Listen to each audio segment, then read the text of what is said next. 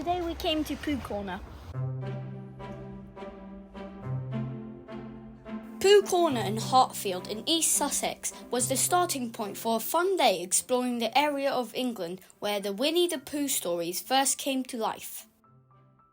British author A.A. Milne wrote the first Winnie the Pooh books in 1920s, inspired by his son Christopher Robin and his collection of stuffed animals. Built in 1703, Pooh Corner was once a shop where Christopher Robin brought sweets. It is now a museum, shop and tea room. I arrived in time for an early lunch. My first challenge of the day was to choose what to order. My mum's tea came in a cute teapot and my dad's coffee was served in a Pooh mug. My drink looked appetizing as well. Looks delicious. I ordered a vanilla milkshake. The restaurant was decorated with posters collected from all over the world.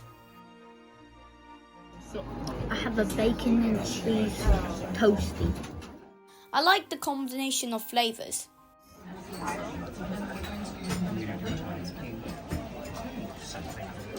The cheese stretches a lot, and the cheese and the bacon goes together. We decided to try a couple of scones for dessert. These came with fresh cream and different types of jam. They were very tasty. I liked the Pooh plate that was served on too. You could buy your own stuffed Pooh Bear in the shop next to the restaurant, or even a copy of one of A.A. Milne's famous books. There were even some very expensive first edition versions on sale. Behind the shop was a very interesting museum that charted the history of Winnie the Pooh. This had artifacts from all over the world. This is the Japanese section. I tried to work out which side was winning the chess game. The red's winning. I bought one item at the shop, a map that explained the sites to search for in Pooh Country. My goal was to find the Pooh Sticks Bridge and the houses of Pooh, Piglet and Owl. The walking route led me past an old tree and down a road to a farm.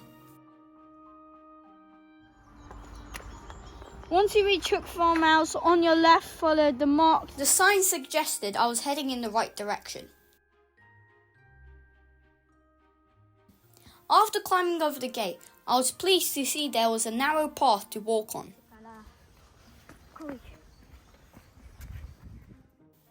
Unfortunately, it didn't last for very long.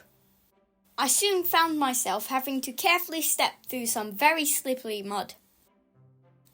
This was turning into quite an adventure. That way's the Crotchford Lane. Occasionally, the path split into two, and I had to work out which one to follow. By now, the mud was getting worse and worse. Eventually, it was so bad that I decided it was too risky to continue.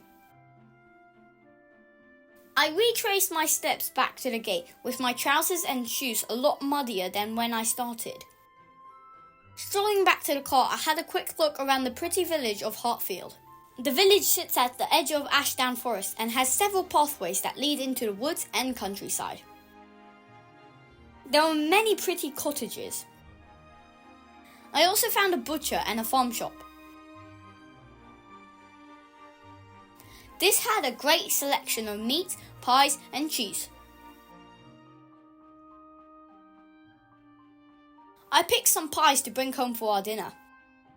There was only a short drive to the car park for the 100-acre wood. Thankfully, the path from here was much wider and drier. It didn't take long to discover the first house. High in the tree, I found Owl's house. This is Owl's house. I didn't see Owl there, but I did spot a robin nearby.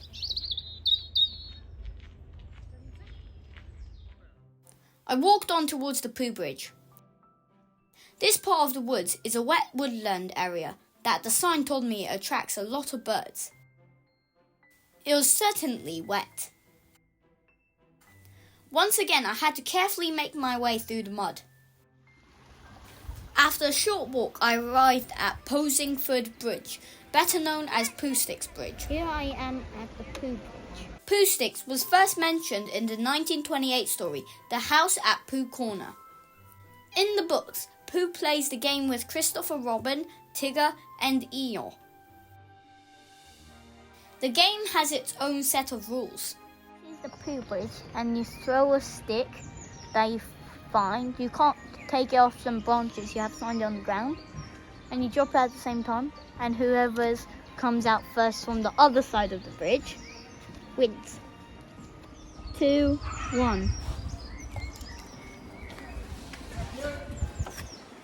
There's one problem with the game though. That's mine. That long one's mine because it's thorny. Wait, which one was... It's difficult to tell which one's yours when it comes out of the other end of the bridge. There's a miniature dam over there because everyone's been doing the Pooh challenge. I moved on from the Pooh Bridge to find the 2 remaining houses of Pooh and Piglet. Once again, I had to negotiate a muddy lane. Pooh's house was tucked away in some bushes. It had many empty honey pots outside.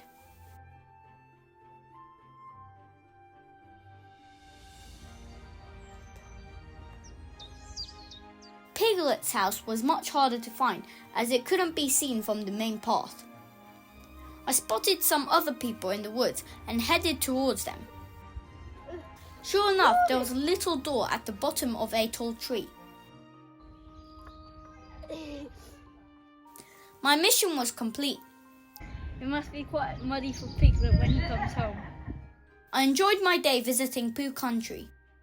I had a tasty lunch, explored the shop and museum, played Pooh Sticks, found Pooh's house, and even had my own muddy adventure. I think you would have a good day out here too. If you like this video, please subscribe down below.